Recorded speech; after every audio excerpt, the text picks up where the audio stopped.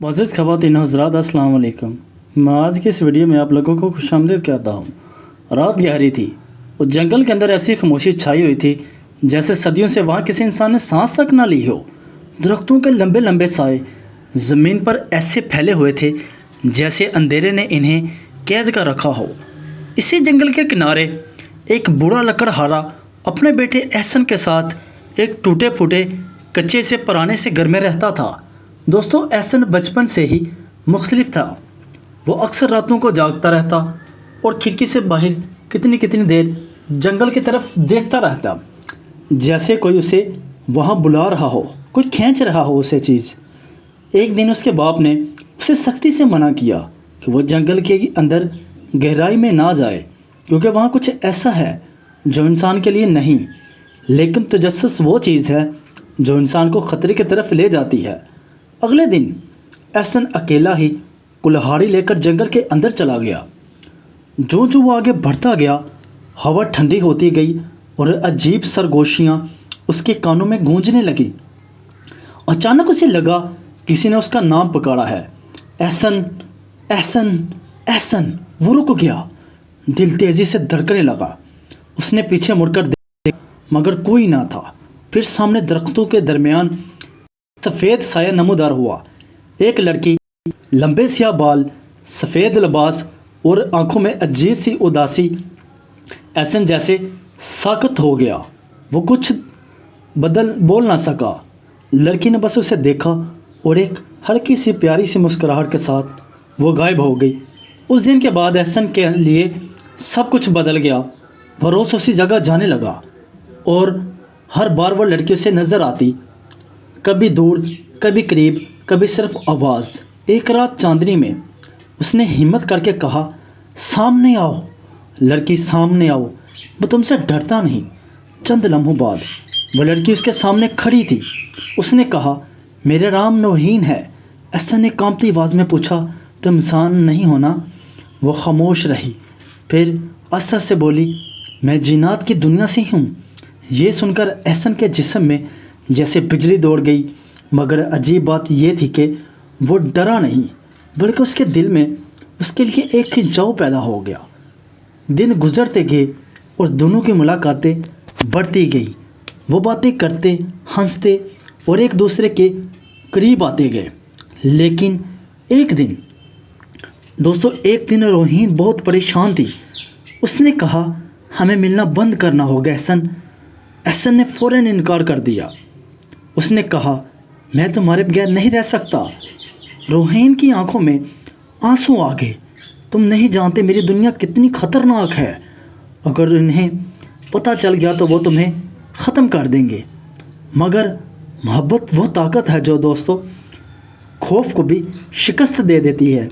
احسن نے ضد کی کہ وہ اس کے ساتھ اس کی دنیا میں جائے گا۔ آخرکار روحین مان گئی۔ ایک رات اس نے احسن کا ہاتھ پکڑا اور زمین اچانک پھٹ گئی، سب کچھ بدل گیا۔ وہ دونوں ایک اندھیری دنیا میں پہنچ گئے، غائب ہو گئے، جہاں ہر طرف چیخیں، سائے اور آگ جیسی آنکھیں تھیں۔ اچانک ایک خوفناک جن ظاہر ہوا جس کی آواز گرج کی طرح تھی، تم نے ہماری روایت توڑی ہے۔ اس نے روحین پر حملہ کیا۔ احسن نے بچانے کی کوشش کی مگر وہ زمین پر گر گیا۔ روحین نے اپنی طاقت سے مقابلہ کیا۔ روشنی اور اندھیرے کی زبردست جنگ شروع ہو گئی۔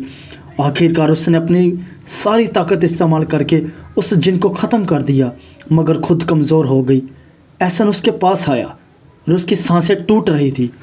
اس نے مسکرا کر کہا، میں نے تم سے کہا تھا یہ محبت ہمیں ختم کر دے گی۔ احسن رو پڑا، نہیں، تم مجھے چھوڑ کر نہیں جا سکتی۔ روحین نے اس کا ہاتھ تھاما اور مضبوطی سے تھاما۔ محبت کبھی ختم نہیں ہوتی۔ اور پھر وہ روشنی میں بدل کر ہمیشہ کے لیے غائب ہو گئی۔ احسن واپس اپنی دنیا میں آ گیا، مگر اب وہ پہلے جیسا بالکل نہیں رہا تھا۔ دوستو، وہ روز اسی جنگل جاتا اور اسی جگہ بیٹھتا جہاں وہ پہلی بار ملی تھی، کیونکہ اسے یقین تھا کہ کچھ محبتیں ختم نہیں ہوتی بلکہ ہمیشہ کے لیے ایک راز بن جاتی ہیں۔ جنگل اب پہلے جیسا نہیں رہا تھا۔ احسن جب بھی वहाँ जाता उसे लगता जैसे दरख्त अपने पहचानते हुए और साए उसके साथ साथ चलते हों। रूहैन के जाने के बाद कई दिन तक वो उसी जगह बैठा रहा। वो आखिरी बार रोशनी बनकर गायब हुई थी, लेकिन एक रात कुछ बदल गया। हवा में फिर वही सर्दी वापस आ गई और दरख्तों के दरमियान सरगोशियाँ शुरू हो गई। हवा ठंडी महसूस होने लगी। एहसन ने आहिस्ता से कहा, रूहैन रूहैन रूहैन, अगर तुम हो तो सामने आओ। अचानक ज़मीन के नीचे से एक हल्की सी सुर्ख रोशनी ऊपर उभरती हुई और उसके सामने एक पुराना सा दरवाज़ा ज़ाहिर हो गया। वही दरवाज़ा जो उसे जिन्नात की दुनिया में लेकर गया था, लेकिन इस बार उसके अंदर से एक खौफनाक सी हंसी सुनाई दे रही थी। एहसन का दिल ज़ोर से धड़का, मगर वो पीछे ना हटा। जैसे ही उसने दरवाजे को हाथ लगाया, वह खुद ब खुद खुल गया और अंदर मुकम्मल अंधेरा था। अचानक एक आवाज़ गूंजी, तुम वापस आ गए हो इंसान। ये आवाज़ पहले वाले जिन से भी ज़्यादा खौफनाक थी। एहसन ने हिम्मत करके कहा, मैं रूहैन को वापस लेने आया हूँ। उस पर एक ज़ोरदार कहका गूंजा और अंधेरे में से एक स्याह नमूदार हुआ, जिसकी आंखें जलते हुए अंगारों की तरह थी, यानी उससे भी ज़्यादा तेज़ थी। उसने कहा, तुम समझते हो वो ख़त्म हो गई? नहीं, वो अब हमारे कब्ज़े में है। एहसन के कदम लड़खड़ा गए। ये झूठ है, उसने चीख कर कहा। लेकिन इस साए ने अपना हाथ उठाया और अचानक एहसन के सामने एक मंजर ज़ाहिर हुआ, जिसमें रूहैन जंजीरों में कैद थी। उसकी आंखों में दर्द और चेहरे पर कमज़ोरी साफ नज़र आ रही थी। एहसन की आंखों में गुस्सा बढ़ गया। उसे छोड़ दो।